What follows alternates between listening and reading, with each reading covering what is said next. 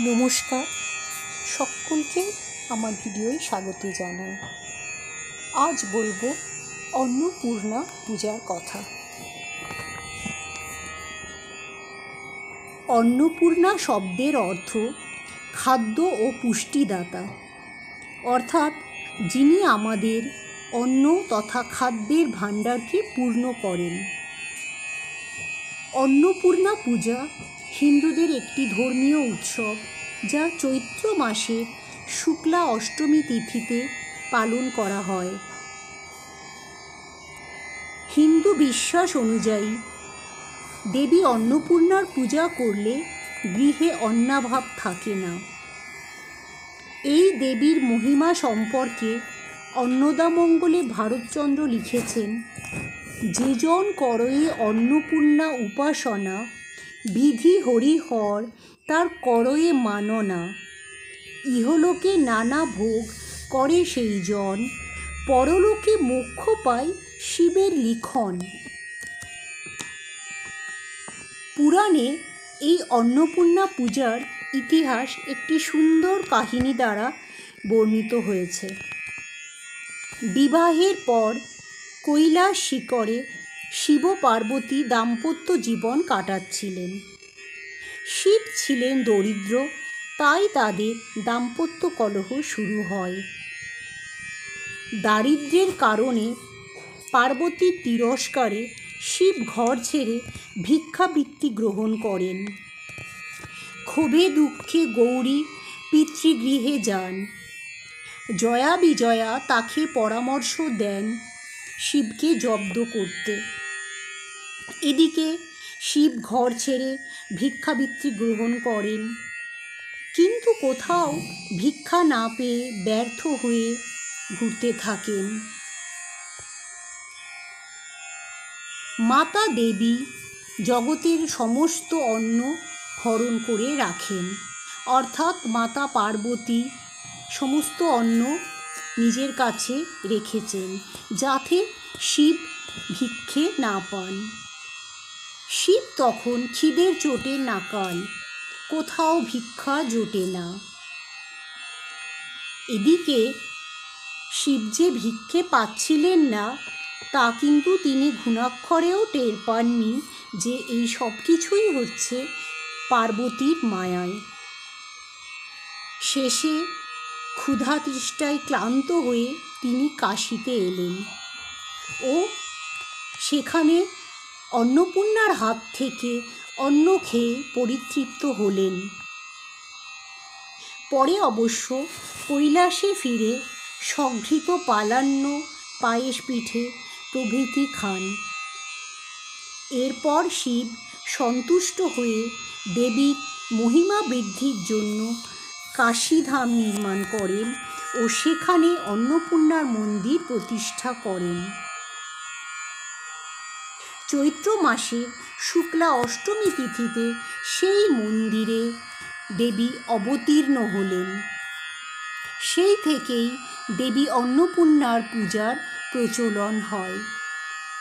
প্রচলিত ইতিহাস অনুযায়ী নদিয়া রাজবংশের প্রতিষ্ঠাতা ভবানন্দ মজুমদার বাংলায় অন্নপূর্ণা পূজার প্রচলন করেন। কৃষ্ণানন্দ রচিত তন্ত্রসার গ্রন্থে এই পূজার বিস্তারিত বর্ণনা পাওয়া যায়। উত্তরপ্রদেশের কাশীতে অর্থাৎ বারাণসীতে দেবী অন্নপূর্ণার বিখ্যাত মন্দির, যেখানে অন্নপূর্ণা পূজা ও অন্নকূট উৎসব জগৎ প্রসিদ্ধ। পশ্চিমবঙ্গেও অন্নপূর্ণা পূজার বিশেষ প্রচলন রয়েছে। উল্লেখ্য, বসন্তকালের চৈত্র দুর্গা পূজার অর্থাৎ বাসন্তী পূজার অষ্টমীর দিনটিই অন্নপূর্ণা পূজার দিন হিসেবে ধরা হয়। এ সময় নবরাত্রিও পালিত হয়। দেবী অন্নপূর্ণার এক হাতে অন্নপাত্র আর অন্য হাতে দর্বি বা হাতা থাকে। তার মাথায় নবচন্দ্র, এক পাশে ভূমি ও অন্য পাশে শ্রী। দেবী পার্বতীরই আরেক রূপ হলেন মা অন্নপূর্ণা। দেবীর পূজায় প্রতীক হিসেবে চাল, শস্য ও মিষ্টান্ন নিবেদন করা হয়।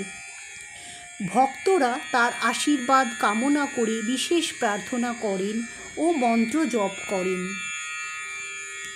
অন্নপূর্ণা পূজার পুষ্পাঞ্জলি মন্ত্র। হাতে লাল চন্দন সহযোগে কিছু ফুল, দূর্বা ও বেলপাতা নিয়ে এই মন্ত্রটি জপ করতে হয়।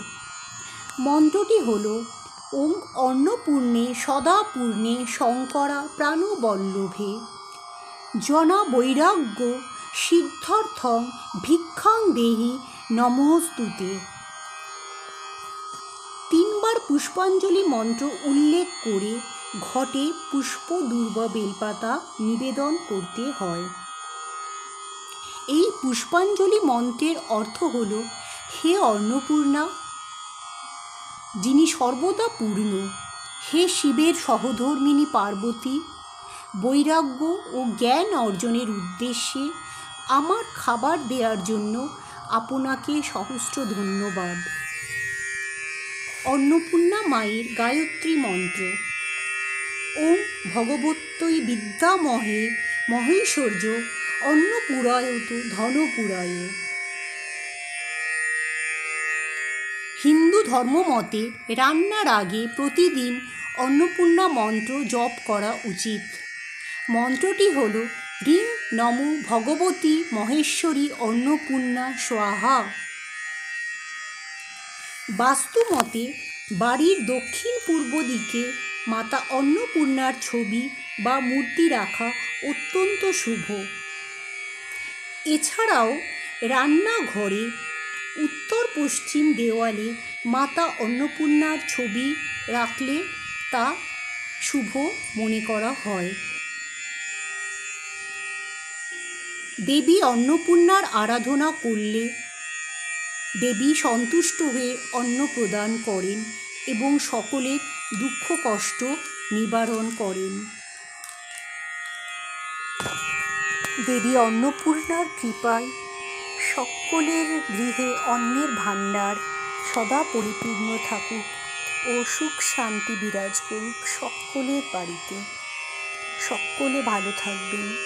নমস্কার।